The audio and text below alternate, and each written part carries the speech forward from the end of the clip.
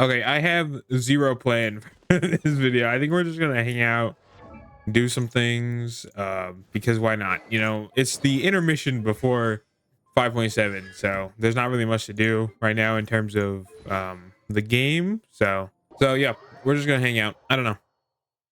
I had originally planned to do the Archon quest because I still haven't done that. But Saturday when I was going to record ended up getting taken up by other stuff, so I couldn't do it considering it was probably a multi-hour investment, and now I don't have time to do it today, so sadly not. And then I had another idea to check out another game that I heard about, but I don't think I'd be able to make a good video out of it if I did it right now. So we're just gonna hang out and just gather things and yap.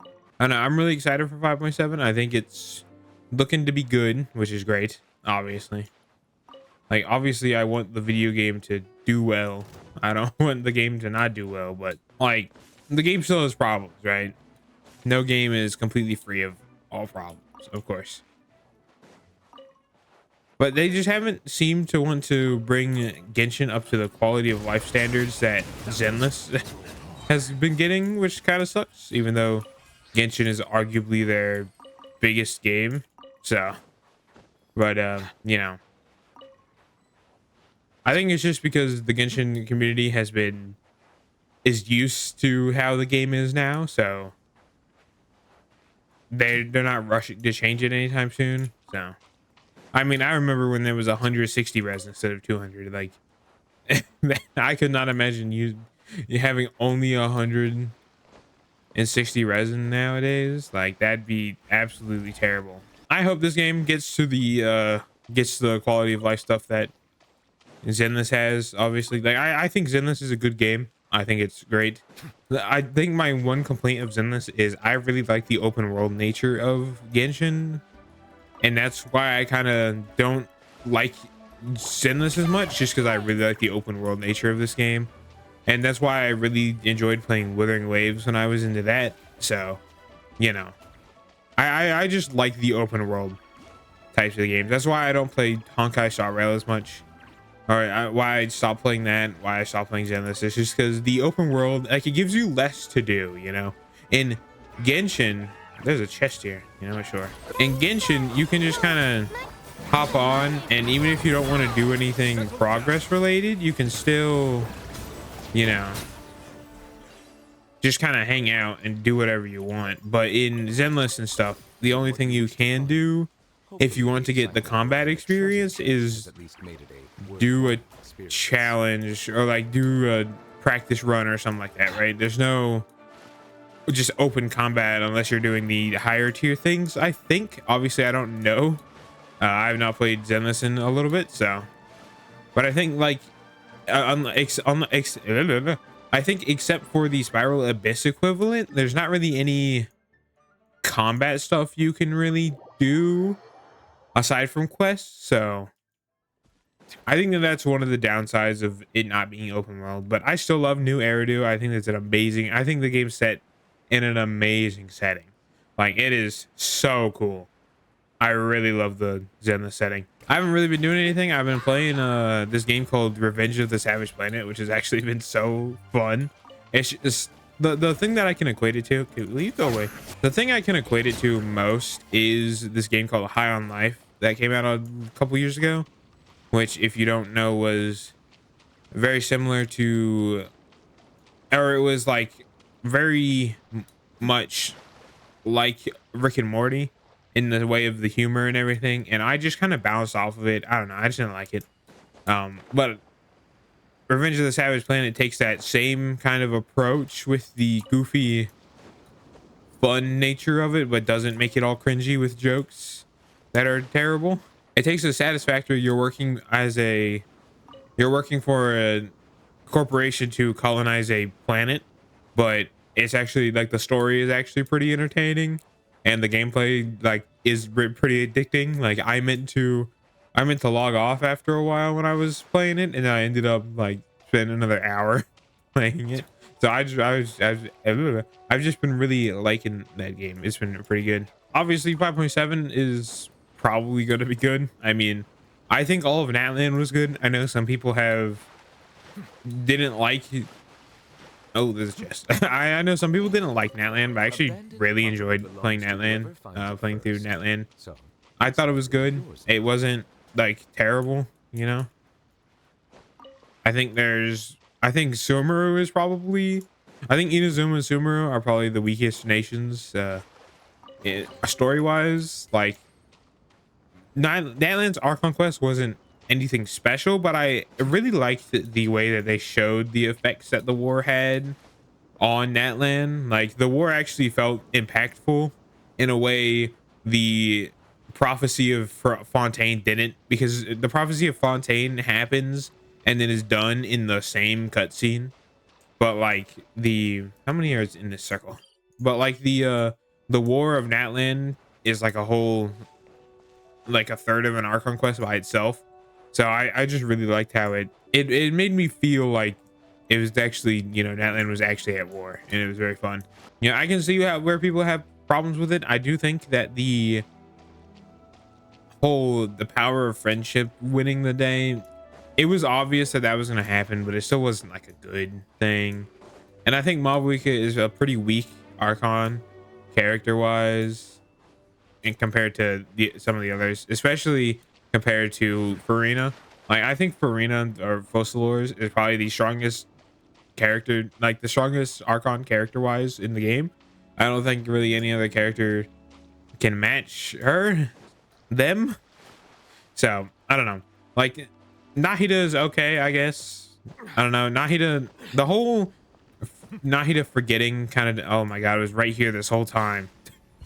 But like, Nahida forgetting about the other Archon didn't really make sense to me, but it's whatever. I don't know. I thought it was fine. Venti, I obviously like Venti, but I don't think he's a very good Archon, mainly because he's just kind of stupid. I don't know.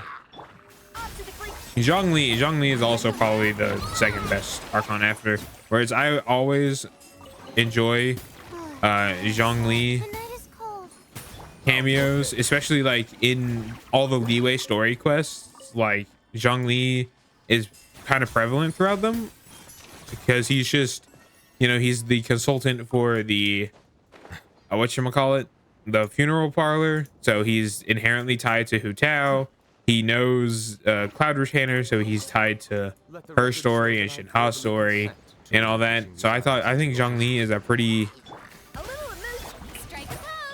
I think Zhongli's done really well as an Archon, especially for what he's trying to be, right?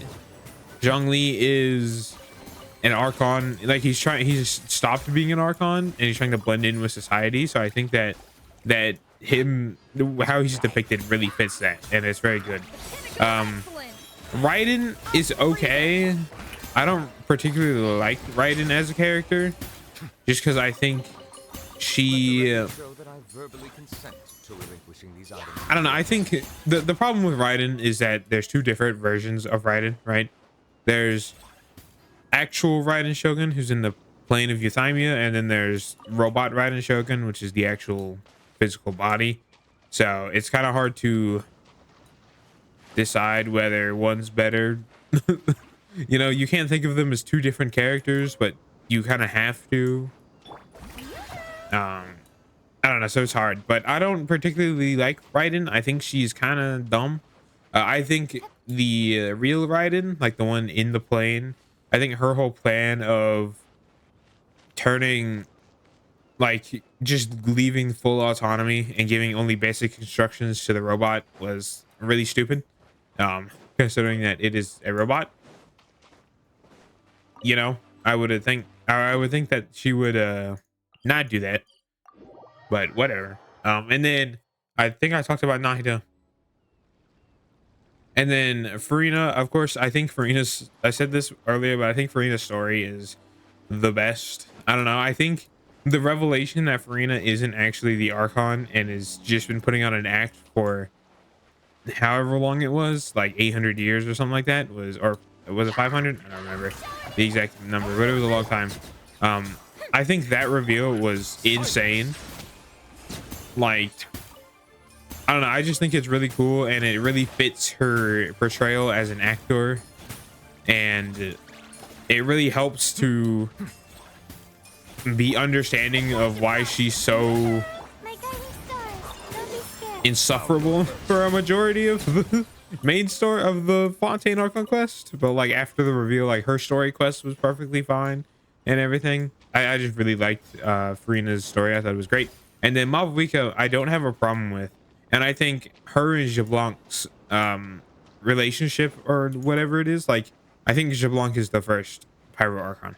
I think the how the Pyro Archon is chosen is really interesting, right? Where it's passed down and like a chosen human, a human is chosen to become Archon. I think that is really cool. But I think the whole like backstory, you know, when you play through the Archon quest and you get the flashbacks where you're walking through that weird dimension as Malvika, I think that those are actually pretty interesting, and I liked how she was prepared to sacrifice herself, and I liked the overall ending. I liked the Capitan's arc. I really liked that they're making the Harbingers actual people instead of just stereotypical bad guys, because it definitely felt like Signora was just stereotypical evil character, right? They kind of showed it early on with Child, how the Harbingers were going to be a little different, but even Child was kind of stereotypically evil until like, especially like when you got to the end, because he was just like, I don't know, the Child boss didn't ever make sense to me. And then Wanderer is a pretty cool character. I like how he was sent back in time and whatnot. But the Belladora or whatever his name is, I forget his Harbinger name. That character part was kind of stupid, and I hate his boss, like the weekly boss. I think it's terrible. You know, but I and then like obviously Arlecchino and everything, but I really like how the there it is. I really like how the Harbingers are more than just stereotypical bad guys. I think it's very nice and adds to the story of like the Fatui might serve the what's her face. They might serve her, but they're not. They have their own reasons for joining the Fatui. You know, I think it really makes the story better. Obviously Arlecchino is amazing. Doctor Dottore or whatever his name is, he is definitely stereotypical bad guy. I think he's going to end up being the main villain of the overall game. I personally don't think either the Archon of Snezhnaya is going to be just evil and all that, or they're going to be a puppet, right? And they're going to be controlled by the Dottore or whatever. Obviously, I don't know any lore aside from what the game tells you outright. And even then, it's a little spotty because I haven't done most of these Archon quests in months to years. So don't trust my words. But I think the Snezhnaya, I think it'd be really cool if the Archon of Snezhnaya was a puppet and was being controlled by like some of the members of the Fatui or something. I think that'd be a really cool plot twist, because right now it does seem like the Snezhnayan Archon is just evil for the sake of it, you know? And I really like how character story quests have gotten better over time. They used to be like, if you go back and play the old character story quests, they're downright horrible. Like, they are still not terribly good because they hardly ever focus on the character themselves. Like, it's always some random bullshit character. Like, the best example of this, or the example that I can think of, is Venti's Archon quest. Like, has the cool reveal of Venti's backstory and why he looks how he does, like where he got his appearance from, because that's not originally how Venti looked. That was Venti's somebody Venti knew hundreds of years ago, I think. But like the majority of the story is about finding some sword with some adventurer guy, and then some other adventurer guy being jealous or some bullshit, and it was terrible. Like, they really need to start focusing the story quests that are character specific on the characters. So I'm really hoping, like, but that's why I have hope for the future Venti arc, because we've only had arc 1 or act 1. Like, I think act 2, because it won't be coming out until at least 5.7. You know, it's probably not going to come out for even longer. But because it's coming out so late into the Wow, this would be the perfect location for shooting a like, film. it's coming out, it's they've been waiting so long to release it, so it's no longer bound by 1.0 rules, right? It's going to be the whatever we're at now, right? And I think that gives me a lot of hope for the game, for the story to be actually good. But like most of the 1.0 and most of the Mondstadt and Leeway characters arc quests are just basically terrible and not even about the character, and it really sucks. The more recent story quests have been better. Like Sit Lollies was good. I liked Sit Lollies, or I say Sit Lollies, but that's the Tribal Chronicles. But I still, those are basically the same thing. Let's be honest. So I liked that story. I liked Coran. No, who's her? The Taylor lady from Inazuma who lives in Fontaine. What's her name? I cannot remember her name. Shiori. I like Shiori's. Yes, I like Shiori's. I liked Shaska's. I like the Flower Feather Clan quest, kind of. You know, but I really liked Shiori's. I liked Farina's, obviously. I think, yeah, Nuvoles was good.